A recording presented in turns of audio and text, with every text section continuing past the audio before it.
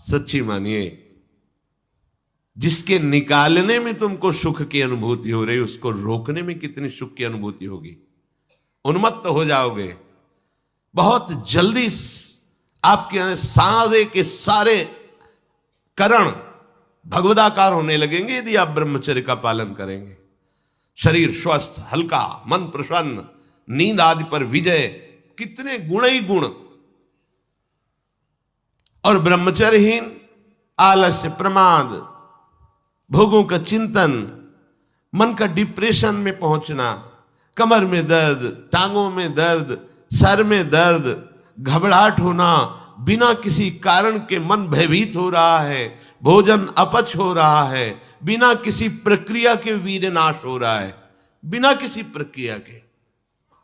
काहे को मृत्यु स्वयं स्वीकार कर रहे हो, ये मृत्यु है। चाहे भगवान दत्तात्रेय जी बोल रहे हैं या भगवान कपिल देव जी बोल रहे हो, जब उपासक को संबोधन करते हैं भगवत प्राप्ति के लिए तो कहते हैं कि इस भोग वृत्ति को साक्षात मृत्यु रूप देखो, ये मृत्यु है तुम्हारी। जब शरीर राग त्यागना है तो तुम शरीर से भोग भोगोगे तो आसक्ति शरीर की पुष्ट होगी, आसक्ति भोग सुख की पुष्ट होगी, है नहीं। कितने दिन शरीर रहेगा, कितने दिन भोग रहेंगे। विचारवान बनो, ब्रह्मचर्यम चरंती, ब्रह्मचर्य का पालन करो। उपासक जो ब्रह्मचारी होता है उसका खिला हुआ चेहरा रहता है, जैसे कमल खिला हुआ, बिना किसी कारण के उसकी मुख मुद्रा में प्रसन्नता होती है। जो ब्रह्मचर्यहीन होता है बुझा हुआ चेहरा होता है, तेजहीन, बिना किसी कारण के वो शोकग्रस्त लगता है। बैठा है, आपको लग रहा है शांत है, लेकिन आप चेहरे को देखो, वो एक शोकग्रस्त है, कुम्हलाया हुआ चेहरा, अशांत चेहरा। मुख प्रसन्न, तन तेज विराजा, यह है ब्रह्मचर्यम चरंती, भगवत आराधन संपन्न उपासक का। जैसे आग में पैर रखते हुए कोई चले तो कैसे चलेगा, ऐसे ही ब्रह्मचारी की पहचान है।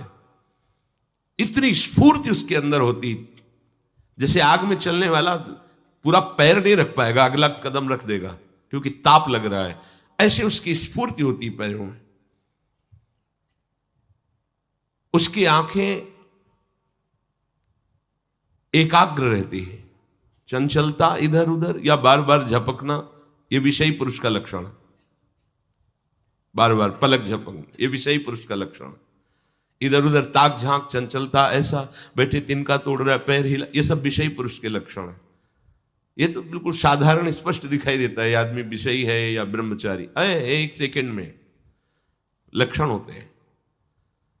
आपको जब भगवत मार्ग का अवसर मिला है तो गृहस्थ हो, संतान हो गई, ब्रह्मचर्य से रहो। नहीं चाहिए संतान तो भ्रूण हत्या, गर्भ हत्या जैसे महापाप करने की क्या जरूरत है।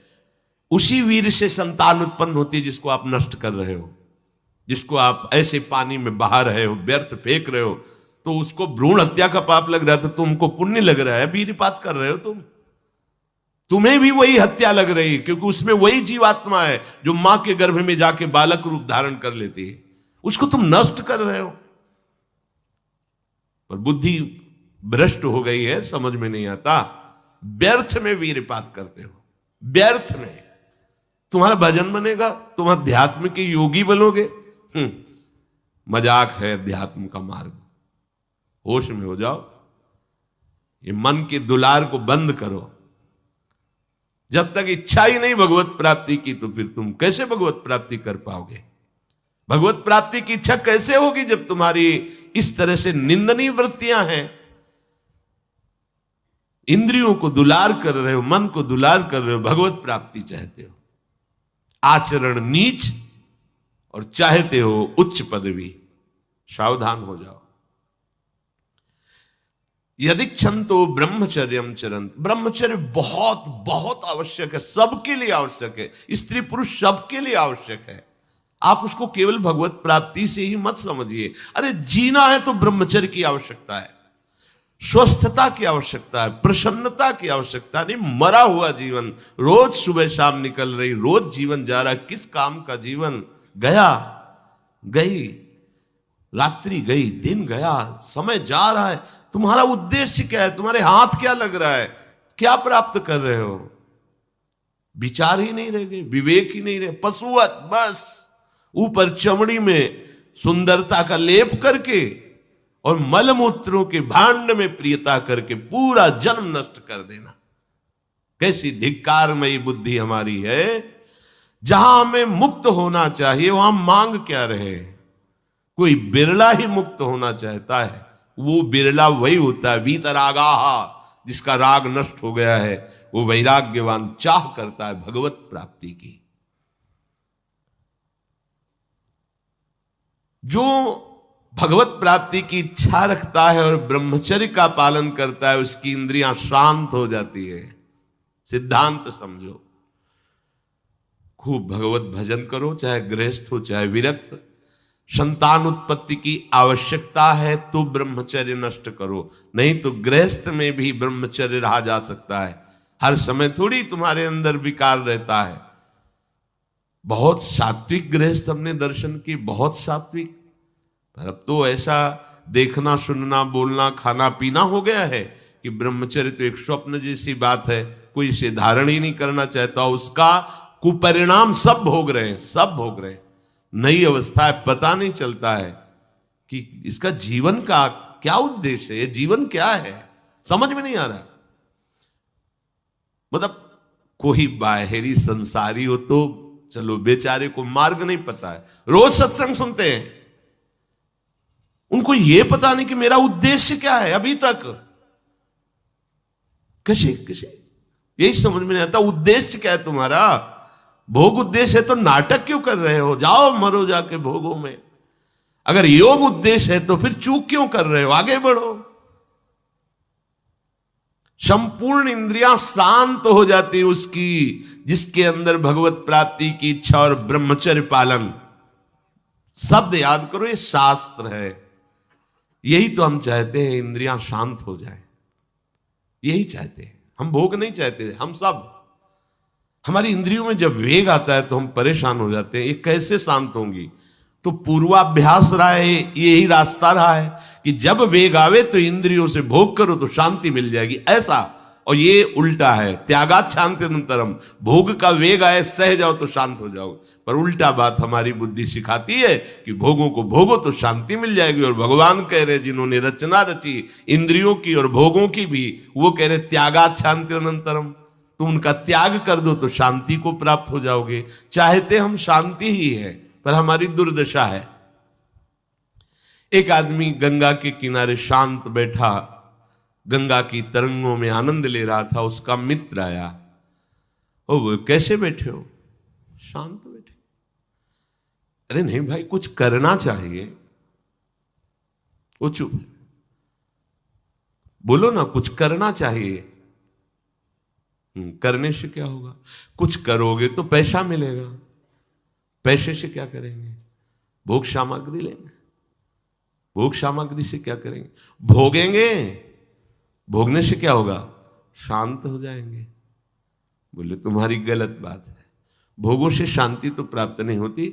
मैं अभी शांत बैठा हूं और तुम मुझे अशांति की प्रेरणा दे रहे हो कि कुछ करो, धन मिलेगा, उससे भोग मिलेगा और भोग के बाद शांति मिलेगी। ऐसा कभी हो ही नहीं सकता। भोगों के भोगने से अशांति और तृष्णा पैदा होती है। बस ऐसा ही मेरा मित्र मन है, ये सिखाता है, यही सिखाता है। हम शांत बैठना चाहते हैं, ये मुझे अशांति के मार्ग में लेकर शांति दिखा रहा है। संभालो, संभालो। सबसे चूक हो सकती है, चूक को संभाल ले वही साधक है। अगर चूक ना हो तो साधक थोड़ी हो, तो सिद्ध है। साधक का शब्द ही है कि वो साधना कर रहा है, उससे चूक हो सकती है, पर वो चूक पुनरावृत्ति में नहीं आनी चाहिए। एक बार चूक हो गई, संभाल लिया। भगवान उस चूक को चूक ही नहीं मानते जो संभाल ली जाए। जो बार बार पुनरावृत्ति की जाती है वो अपराध है, वो दंड है, उसको भोगना पड़ेगा। कोई और दंड नहीं देगा। वही क्रिया, वही चेष्टा तुम्हारी तुम्हें जला देगी, तुम्हें अशांत कर देगी। एक क्षण की चेष्टा पूरे जीवन भर के लिए तुम्हें जलन पैदा कर सकती, पूरे जीवन एक चेष्टा तुम्हें विमुख कर सकती है, पूरा जीवन बर्बाद कर सकती है। तत्ते पदम संग्रहेण प्रवक्षे, ये समस्त साधनों का आखिरी फल है। जब कोई भगवत प्राप्ति की इच्छा करके ब्रह्मचर्य, ये बहुत खास बात है, बैठा लीजिए आप सब, ब्रह्मचर्य की अत्यंत आवश्यकता है। बिना ब्रह्मचर्य के अध्यात्म की चढ़ाई पर नहीं चढ़ सकते हैं। आपको परेशानी इसलिए होती कि आप उसी का चिंतन करते हैं। चिंतन छोड़ दीजिए, अभ्यास के द्वारा ऐसा चिंतन कीजिए। ऊपर प्रभु ने वर्णन किया, अभ्यास योग युक्तेन चेतसा नान्यगामिना, अपने चित्त को प्रभु के नाम रूप में लगाइए। भोगों का चिंतन ही ना हो तो कोई परेशानी नहीं भोग त्यागने में। भोग त्यागने में इसलिए परेशानी है कि हमारा भोग चिंतन मुझे चैन से नहीं रहने देता। अंदर से देखिए, कोई भी भोग क्रिया होने के पहले उस भोग में तदात्म होता है और चिंतन होता है। क्रिया बाद में होती है, सब कार्य पहले हो जाता है चिंतन के द्वारा। अब चिंतन के द्वारा उससे जो सुखानुभूति हो रही, अब वो क्रिया में सुखानुभूति प्राप्त करना चाहता, वो है नहीं। फिर क्रिया के बाद फिर चिंतन, फिर क्रिया, फिर चिंतन, दुर्गति को प्राप्त हो जाता है। चिंतन बदल गया, फिर क्रियाओं का कोई महत्व ही नहीं रह गया, भोगों का कोई अस्तित्व ही नहीं रह गया। जिसका अखंड चिंतन चलता है, कोई भी विषय उस पर अपना प्रभाव नहीं डाल सकता, सब इंद्रियां शांत हो जाती हैं। अब उससे प्राप्त हुआ जो आखिरी फल है साधना का, भगवान कह रहे ये आखिरी फल है। पदम संग्रहेण प्रवक्षये, वो उस परम पद में प्रवेश कर जाता है। परम पद में अच्छी तरह से उसका प्रवेश हो जाता है, अर्थात फिर कभी नहीं लौटता है, उसे परम पद कहते हैं। सर्वद्वाराणि संयम्य मनोहृदि निरुध्य च मूर्धन्याधायात्मनः प्राण मास्थितो योग धारणम् ओमित्येकाक्षरं ब्रह्म व्याहरन् मामनुस्मरन् यः प्रयाति त्यजन् देहं स याति परमां गतिम्। श्री भगवान कह रहे, जब वो ब्रह्मचर्य से भगवत प्राप्ति की इच्छा करके चित्त से निरंतर मेरा चिंतन करता है तो इंद्रियां शांत हो जाती हैं। इंद्रियों के संपूर्ण द्वारों को रोक दिया, आंखें खुली हैं या बंद, केवल नाम दिखाई दे रहा है या मंत्र दिखाई दे रहा है या मंत्र अधिष्ठात्र देवता श्यामा श्याम दिखाई दे रहे हैं। ये आंख बंद करके ध्यान लगाना कमजोरी है, क्योंकि अभी उसे बाहर कुछ और और अंदर कुछ और। इसलिए जब बाहर भीतर एक बात हो जाती है तो आंख खुली रहे तो भी नहीं दिखाई दे रहा और कुछ, वो आंख बंद रहे तो कोई समस्या नहीं। खुली और बंद ये केवल पलकों का भेद है। अंतर के चिंतन का चिंतनीय तत्व उसकी दृष्टि के सामने होता है। इंद्रियों के संपूर्ण द्वारों को रोक लिया, बड़ा कठिन है, देख लो, बहुत कठिन है। फिर मन को हृदय में निरुद्ध कर दिया, हृदय के सिवा मन जा ही नहीं, कोई वस्तु व्यक्ति स्थान का कोई चिंतन नहीं, मन अमना। प्राणों को सूक्ष्म करके मस्तक पर चढ़ा लिया, इसे योग धारणा कहते हैं। और फिर उस समय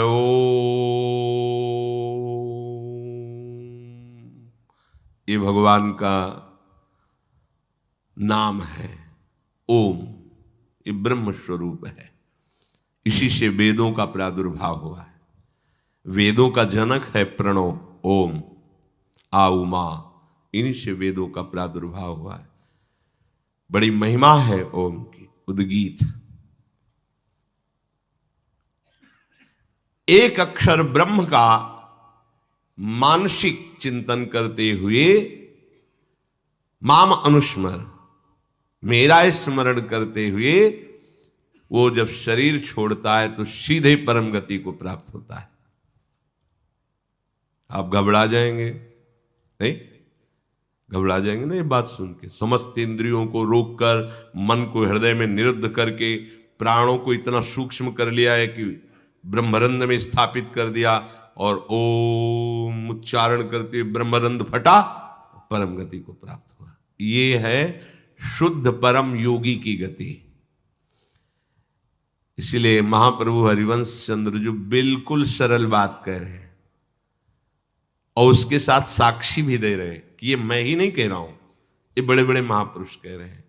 आरती मदन गोपाल की कीजिए, देव ऋषि व्यास सुखदास सब कहत निज, क्यों न बिनु कष्ट, क्यों न बिनु कष्ट रस सिंधु को पीजिए। आरती मदन गोपाल की कीजिए, आरती मदन गोपाल की कीजिए। हरिवंश महाप्रभु के बड़ा एक कष्ट का मार्ग है। चूक हो गई तो परम गति नहीं मिलेगी, लेकिन हम तुम्हें हंसते खेलते परम गति का मार्ग बता रहे हैं। हित सजनी जो परम कृपाल है, मदन गोपाल को अपने घर का ठाकुर मान लो। पद्मासन लगा के, प्राणों को सूक्ष्म करके, इंद्रियों को निर्विषय करके, मनोनिग्रह करके, प्रणों का चिंतन करते हुए, योग बल से प्राणों को मस्तक पर धारण करके, ब्रह्मरंध्र का भेदन करके परम गति को, वो परम गति बहुत हल्की होगी जो यहां मिलेगा। इस परम गति को प्राप्त महापुरुष भी महारानी जी के निकुंज में झांक भी नहीं सकते, नहीं झांक सकते। बहुत दुर्लभ रस है ये। क्या करो? बिल्कुल, क्यों न बिन कष्ट रस सिंधु को पीजिए। परम गति यही तो है लालजू महाराज, और कौन है? यही परम पद है। वो मेरे में प्रवेश पा जाता है, एकत्व भाव से भगवान में लीन हो गया। जैसे जल की तरंग समुद्र में लीन हो गई, ऐसे वो लीन हो गया। यहां का लीन होना अलग है। बहुत जल्दी आपको बिना किसी कष्ट के परम लाभ मिल जाएगा। ठाकुर सेवा विराजमान कर लो। मदन गोपाल, लाडले लालजू, राधा नाम या राधा वल्लभ रूप, प्रियालाल, जो भी भाव जैसे बन पावे, ठाकुर सेवा विराजमान कर लो। इनकी दासता से परम गति तुम्हारे पीछे पड़ी रहेगी। स्वीकार कर लो, स्वीकार कर लो। हम नहीं कह रहे, तस्मात् शास्त्रम प्रमाणम दीयमानम न ग्रहणंति बिना मत सेवनम जनाहा। जो सारूप्य सामीप्य सारिष्ट एकत्वाद मोक्ष परम गति है, वो भगवान देते तो मना कर देते, हमें नहीं चाहिए, बस हमें आपकी सेवा चाहिए। बिना मत सेवनम जनाहा, आपकी सेवा छूट जाए ऐसा मुझे मोक्ष आदि नहीं चाहिए, परम गति नहीं चाहिए। महाप्रभु कह रहे हैं क्यों कष्ट में कदम रख रहे हो? आओ, बिल्कुल सहज सरलता से परम गति तुम्हारे पीछे पड़ी रहेगी और रस सिंधु का तुम पान करोगे। क्या? इन ठाकुर का श्रृंगार करो। बहुत रिजवार है, इनको आपका भाव चाहिए। जैसे भी आप हो, कोई शर्त नहीं है कि ये चीज होनी ही चाहिए, नहीं। देखो, बाजरे की रोटी और नमक, धन्ना जाट, कुछ नहीं है, दूसरी वस्तु नहीं है ही नहीं घर में। और ठाकुर साथ खेला कि नहीं खेला? आज तक वर्णन किसी भोग का ठाकुर जी ने नहीं किया। वाह वाह, सुदामा के तंदुल पाके बोल पड़े वाह। आज जो तृप्ति मिली वो कहे, सबरी के बेर पाकर के ठाकुर जी को तृप्ति हुई। तो अगर 56 भोग से तृप्ति होती तो फिर बात अलग थी कि हम गरीब कैसे भोग लगा पाएंगे। लेकिन हमारे ठाकुर को आपका भाव चाहिए। गर्व है कि मैं 56 भोग लगाता हूं, ठाकुर ने देखा भी नहीं, दृष्टि भोग भी नहीं लगाया, क्योंकि गर्व रूपी दूषित वस्तु उसमें पड़ी है और भाव रूपी परम स्वादिष्ट वस्तु पड़ी है। तो बाजरे की रोटी को रोकना पड़ा धन्ना जाट को कि तू 3 दिन हो गए पूरी रोटी खा लेगा तो मैं भूखा रह जाऊंगा, आधी तुम पाओ आधी हम पाएंगे। नवकिशोर ठाकुर जी नई अवस्था धन्ना जाट खेल रहे ठाकुर भाव। महाप्रभु कह रहे हैं मदन गोपाल का श्रृंगार करो, उनकी आरती उतारो। देव ऋषि नारद, शुकाचार्य, भगवान व्यासदेव जी आज बड़े बड़े महापुरुष कह रहे हैं यदि मदन गोपाल ठाकुर की सेवा की तो बिना कष्ट के परम गति परम सुख तुम्हें वरण कर लेगा। बिना कष्ट के तुम परम सुख सिंधु में डूब जाओगे, विश्वास करो। हरिवंश महाप्रभु कह रहे हैं अगर करी धूप कुमकुम मलय रंजित नौबर्तिका घृत सो पूरी राखो कुसुम कृत माल नंदलाल के भाल पर तिलक करी प्रगट यश क्यों न भाखो भोग प्रभु योग भरी थार धरि कृष्ण पे मुदित भुज दंडवर चवर ढारो आचमन पान हित मिलत कर्पूर जल सुभग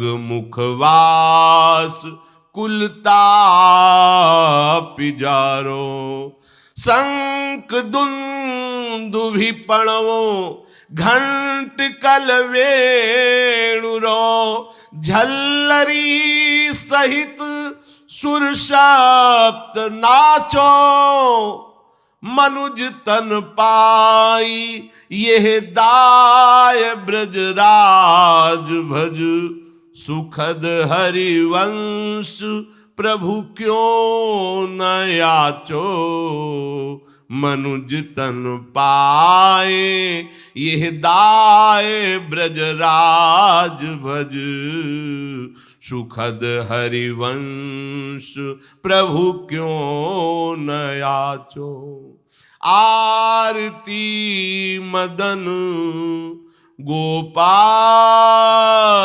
की कीजिए आरती मदन गोपाल की कीजिए। आरती सजाओ, ठाकुर को सुंदर सुंदर सुवासित जल से स्नान करा के कोमल वस्त्रों से श्रीअंग प्रक्षालन करके पोछ करके विराजमान करो, सुंदर पोशाक धारण कराओ, सुंदर धीमे धीमे चंदन घर्षण करो, केसर कपूर डाल के ऋतु के अनुसार धीरे धीरे इसलिए मोटा ना हो, स्थूल होगा तो पत्रावली ठीक नहीं बनेगी, पत्रावली करो। सुंदर सुंदर पुष्प लाओ चयन करके, 2-4 पुष्प ही वृंदावन के हो गए तो लाखों करोड़ों के बाहर के पुष्प समानता नहीं कर सकते। इस धाम में जो प्रगट पुष्प हैं किसी भी लता के 2-4 पुष्प कोमल पत्ते चढ़ा दो, हमारे ठाकुर रीझ जाएंगे। सुंदर सुंदर पुष्पों की माला गूंथो, अहो भाग्य है उनके जो रोज श्री जी की सेवा में ये सेवा का सौभाग्य, सुंदर सुंदर आभूषण फूलों के माला फूलों की धारण कराते हैं, अहो भाग्य, जीवन धन्य, उनका हाथ धन्य हो गया। पूर्व जितने भी हाथों से हमारे कर्म नहीं होने चाहिए वो हुए हैं, वो सब भस्म हो जाएंगे क्योंकि अब ठाकुर सेवा में हाथ लग गए। आप ठाकुर जी की रसोई अमनिया कर रहे, ठाकुर जी की रसोई अमनिया किए हुए पात्रों को अमनिया कर रहे, आप पोछा लगा कृतकृत्य हो गए। लाखों माला भजन इसकी समानता नहीं कर सकता। श्री जी के उच्छिष्ट पात्रों को आपने मार्जन करके विराजमान किया नवीन भोग के लिए, लाखों माला इसकी समान, ये सेवकाई है। सेवकाई सीधे श्री जी को अधीन करती है, माला जपने का फल है, इसका फल नहीं, ये सीधे आराध्य देव को अधीन करती है सेवा। जैसे उपासक रात में जग करके नींद ना लेकर के कष्ट सहते हुए वर्षों का अभ्यास, ये श्रृंगार करते, इसमें 2-4 घंटे नहीं लगते हैं। कल जो श्रृंगार होना है, मध्याह्न में विश्राम नहीं करते, नीचे वहां बेसमेंट में ये श्रृंगार करते रहते कपड़ों का। ये श्री जी आज ऐसे सिंहासन में बैठे, निहाल हो गए तुम। अगर अन्य कोई दुराचार प्रवृत्तियां तुम्हारे ऊपर शासन न करे, तुम अन्य कोई गलत कार्य ना करो, तो तुम खुद ही देख लोगे कि आपके अंदर श्री जी क्या देती है। जो बड़े बड़े योगियों के लिए दुर्लभ है वो प्रीति आ जाएगी, लाडली जी के लिए रोना आ जाएगा, कभी श्रृंगार करते करते आंसुओं की झड़ी लग जाएगी। ऐसा होता है, ऐसा होता है। जब हमारे अंदर भाव बहुत है और सामग्री नहीं है, तब वो दैन्यता भरी सेवा होती, पूछो मत। जब कुछ नहीं था, थोड़ी मिश्री केवल, और भाव में कढ़ी चावल और फुल्का ऐसे सब, तो आंसू चल रहे कि लाडली मुझ दीनहीन गरीब की क्या है, आपके द्वारा दी हुई मिश्री केवल है, सामने रख के ऐसा सुख मिलता तुम्हें कैसे। बिहारी जी के सामने से 4 डलियों से फूल मांग लिए, एक एक 2-2 ऐसे फूल दे दिए, श्री जी के लिए फूल दे दिए, तो दे देते थे माली जन। आके जब उनकी पंखुड़ी करके शयन के ऐसी छोटी सी गादी लगाते और श्री जी को विराजमान करके ऐसे चल, कैसे वो सुख तुम्हें कैसे वर्णन करें। बड़े बड़े योग सिद्धांत भी जहां प्रवेश नहीं पाते, वो ये बात है। जोग कुजोग ज्ञान अज्ञानु, जहां राम प्रेम प्रधानु, सो सब धर्म कर्म जर जाऊ, जहां राम पद पंकज भाऊ। ये आखिरी स्थिति है प्रेम की। महाप्रभु कह रहे, इस बात के सुखदेव जी, भगवान व्यासदेव जी, देवर्षि नारद साक्षी है कि जो मैं बात कह रहा हूं कि बिना कष्ट के तुम्हें रस सिंधु की प्राप्ति होगी। तुम आरती करो मदन गोपाल की, उनको श्रृंगारित करो। आरती में जो धूप होती है अगर, बड़ी सुगंधित होती है। अब तो सब बदल रहा है, पैसे के कारण अन्य अन्य मिलावट की धूप, जरा सी धूप की सुगंध, पूरा वातावरण सात्विक। अपने यहां पहले धूप आरती होती है, बड़ा दुलार भरी सेवा है श्री जी की। फिर इसके बाद जो बत्ती की नोक होती है उसमें चंदन लगाया जाता है, ऐसे सूखा चंदन, पिसा हुआ सूखा, ऊपर से केसर। तो वो हल्का सा केसर पर लिए हुए चंदन, क्योंकि जो ही हम प्रज्वलित करेंगे तो पहले धुआं ना निकले, सुगंध निकले। इसीलिए महाप्रभु कह रहे हैं कि कुमकुम मलय रंजित बर्तिका, 9 बर्तिका जिसमें चंदन बूरा ऐसे, क्योंकि घी लगा होता है वो चिपक जाएगा। फिर केसर पिसी हुई ऐसे, तो जे ही हम अग्नि प्रज्वलित करेंगे तो धुआं नहीं निकलेगा, उससे चंदन की सौरभ, ये भाव की चीज है। बोले मलय कुमकुम मलय रंजित 9 बर्तिका, कैसी घृतसो पूरी राव, घी से सनी हुई पूरी। कुसुम कृत माल नंदलाल के भाल पर तिलक करी प्रगट यश क्यों अहो भाग्य।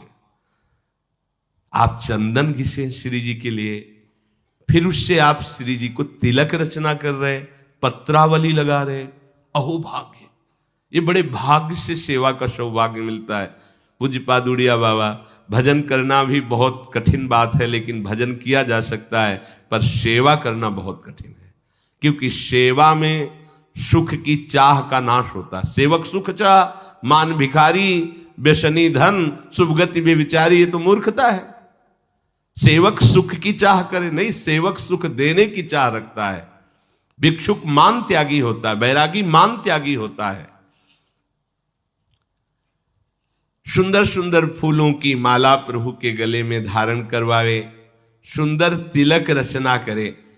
तिलक रचना और माला धारण करवाते समय यश क्यों न भाके। जैसे आप श्री जी का श्रृंगार कर रहे हो तो आपको गुनगुनाना चाहिए अंदर, ब्रजनव तरुणी कदम्ब मुकुट मणि, श्यामा आजू बनी, नख शिख लोंग अंग माधुरी, मोहे श्याम धनी, ब्रज नव तरुणी कदम्ब मुकुट मणि श्यामा आजु बनी।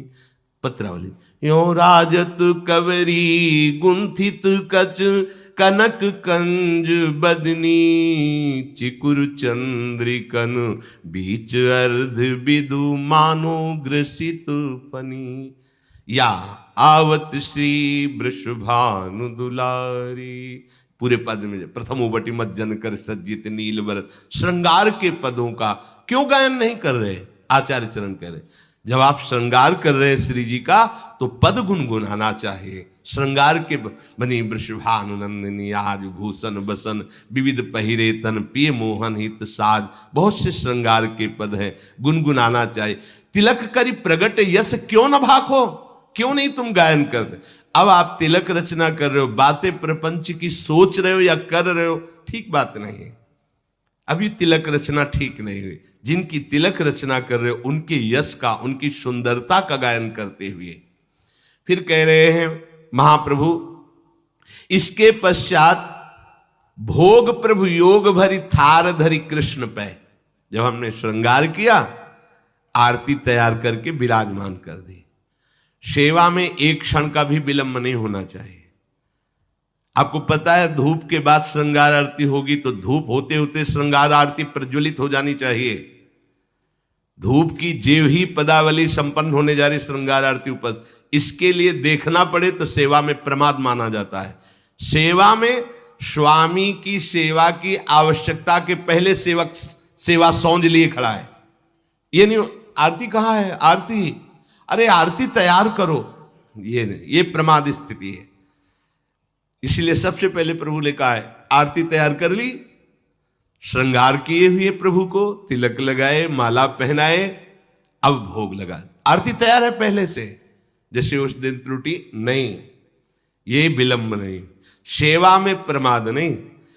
स्वामिनी जी के मन में बाद में आता है सखियां पहले सेवा सौंजे करती, आज ऐसा होगा, पहले ही पता है उनको। तो आपको तो पता है ना, पहले धूप के बाद श्रृंगार आरती। अब भोग, भोग प्रभु योग भरी थार धरी कृष्ण पे। योग में दो भाव होते हैं, एक होता प्रभु के योग्य भोग। ऐसा नहीं कि तुम अपनी मनमानी की प्याज लहसुन छौके प्रभु का ही सब बनाया हुआ है, सब मूर्खता नहीं। फिर प्रभु के बनाए हुए और भी कुछ हैं जो तुम नहीं भोग पाओगे। दंड विधान, नरक, रोग नहीं भोग पाओगे। भोग प्रभु के योग्य लगाओ, जो हमारे प्रभु नहीं पा सकते वो हम नहीं पा सकते, इसलिए प्रभु के योग्य भोग लगाओ। शास्त्र सम्मत, संत जन सम्मत जो प्रभु को भोग लगाने योग्य पदार्थ है वही भोग लगाना चाहिए। बहुत उद्दंडता सेवा में नहीं होते। प्राय प्रभु ने ही तो बनाया, प्याज लहसुन हम उसको भोग लगा देते हैं तो क्या है, उन्होंने ही तो बनाया है। हाँ, उन्होंने नरक भी बनाया है तो आपको घुमा देंगे तो क्या परेशानी होगी, आपको थोड़े दिन रख लेंगे नरक में तो आपको कोई परेशानी, फिर परेशानी ही परेशानी है। कैंसर भी प्रभु ने बनाया है, किडनी फेल भी प्रभु ने बनाया है, हार्ट, बड़ी समस्याएं, तो समस्याएं भी तो प्रभु ने बनाया है। होश में भोग प्रभु योग भरी, प्रभु के योग्य जो पदार्थ है वो थाल में रखो। दूसरा आध्यात्मिक आंतरिक भाव, योग कहते हैं अपनेपन का। इतना अपनापन हो कि मेरे लाडले हैं। अब कैसे, जैसे मां अपने बच्चे को जब भोग पवाती है तो क्या अच्छी से अच्छी वस्तु पवाती है। कोई चाह होती है क्या, चाह एक ही होती, भरपेट बच्चा पाले। पूरा दूध खाली करो, खाली करो, नहीं खाली करोगे ना बाजार नहीं लिवा जाएंगे, तुम्हारे लिए वो चीज नहीं लाएंगे। फिर और अगर नहीं खा, एक थप्पड़ मारा पूरा। वो रोष प्रकट कर रही काय के लिए, पूरा खाली करो दूध, अभी तो इतना कम पिया है। और उसकी भाव दशा को देखो कितना प्यार भरा है। क्यों, अपनापन है ना, मेरा लाला है तो मेरे लाडली लाल है, मेरे लाल। अपनापन, इतना गाढ़ अपनापन कि कहीं अपनापन रह न जाए, ये प्रभु को भोग लगाना होगा। अगर इस अपनेपन में भर करके आप एक नमक से चुपर कर रोटी भी रख देंगे तो हमारे प्रभु उसे छोड़ेंगे नहीं, पाएंगे।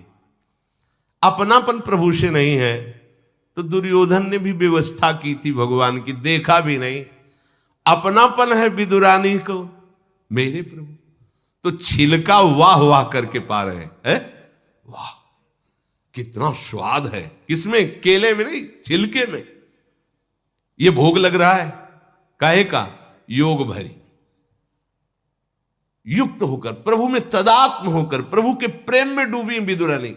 केले का छिलका दे रही, होश भी नहीं है। तो महाराज को भी, सर्वज्ञ प्रभु को भी होश नहीं। वो ये नहीं बोले कि अरे सुनो सुनो छिलका फेंको, ये गुदा हमें लाओ ना केला, ऐसा नहीं। वो भी मस्ती से विदुर जी पधारते हैं। अरे पगली ये क्या कह रही? प्रभु को छिलका छीन के गुदा दिया। प्रभु की आंख खुली, जैसे वो डूबी थी ऐसे प्रभु डूबे थे। वो पवाने में डूबी थी, प्रभु पाले में डूबे थे। आंख खुली, बेस्वाद हो गए। विदुर जी अब वो स्वाद नहीं रहा, क्योंकि तुम्हारी बुद्धि लग रही है, वहां बुद्धि ही नहीं रही। ऐसा योग हो गया है कि भोग चक्क लग रहा है। ये है वास्तविक भोग। दो प्रकार का भाव इसमें, कि प्रभु के योग्य ही भोग थार पे विराजमान करे, और दूसरी बात प्रभु से इतना अपनापन हो जाए कि अपनेपन में आप थोड़ा सा जल भी देंगे तो अमृत जैसा प्रभु से पान करेंगे। प्रभु योग भरी थार धरी कृष्ण पे अब सुंदर भोग लगाया। आचमन पानहित मिलत कर्पूर जल, सुवासित सुगंधित। ऋतु के अनुसार सर्दी है, हल्का सा गुनगुना जल। गर्मी का समय है, शीतल जल, थोड़ा कपूर मिश्रित, थोड़ी इलायची डाल ले, सुगंधित सुवासित। जितना भाव करोगे ना आप। अच्छा आपके पास कुछ नहीं तो भाव के में क्या जाता है? अमुक अमुक पदार्थ डाल दे, बड़ा सुवासित, बड़ा सुगंधित जल। अब आचमन करा रहे हैं, प्रभु स्वीकार कर रहे हैं। वस्तु भोक्ता प्रभु तब होते जब आपके अंदर भाव हो। तो पहले भाव भोगा फिर वस्तु। अगर भाव नहीं तो वस्तु भोक्ता प्रभु नहीं होते, ये ध्यान रखना। वस्तु वापस तुम्हें मिलती है ना, तो ऐसा नहीं कि भोग नहीं लगा, पक्का प्रत्येक कण कण का भोग लगना, क्योंकि आपका भाव उसमें मिला। भाव प्रभु ने पा लिया और उच्छिष्ट वस्तु आपको दे दी। अब जब आप पाओगे तो वही उच्छिष्ट प्रसन्नता प्रदान करेगा। प्रसादे सर्व दुखा नाम हानि रस्योपजायते, समस्त हानि। वह अखंड प्रसन्न, ऐसी प्रसन्नता में भगवत प्रेम स्फुरित होता है। आचमन कराया सुगंधित जल से, फिर सुभग मुखवास। मुखवास पान की बीड़ी, सुंदर पान की बीड़ी, इलायची, नारियल आदि डाल के सुंदर तैयार कर प्रभु को पवाया। मुखवास, इससे क्या होगा? जितने भी दैहिक दैविक भौतिक ताप है सब तुम्हारे नष्ट हो जाएंगे। जितने भी ताप समूह के समूह सब भस्म हो जाएंगे। अब सुंदर चंवर लेकर के प्रभु के ऊपर चंवर कर रहे हैं। फिर शंख दुंदुभी पणव घंट वंशी झल्लरी, ये सब स्वर से एक साथ बजावें और फिर प्रियालाल की आरती करें। आरती गान करके फिर नृत्य करें, नाचो आदेश करते हैं। झल्लरी सहित सुर सप्त नाचो। ये क्या हुआ? बोले मनुज तन पाए दाय ब्रजराज भज, सुखद हरिवंश प्रभु क्यों न याचो। हरिवंश महाप्रभु कहते हैं मनुष्य शरीर की प्राप्ति और ऐसा दांव भगवत प्राप्ति का, अब इससे बड़ी कोई भगवत प्राप्ति नहीं होती।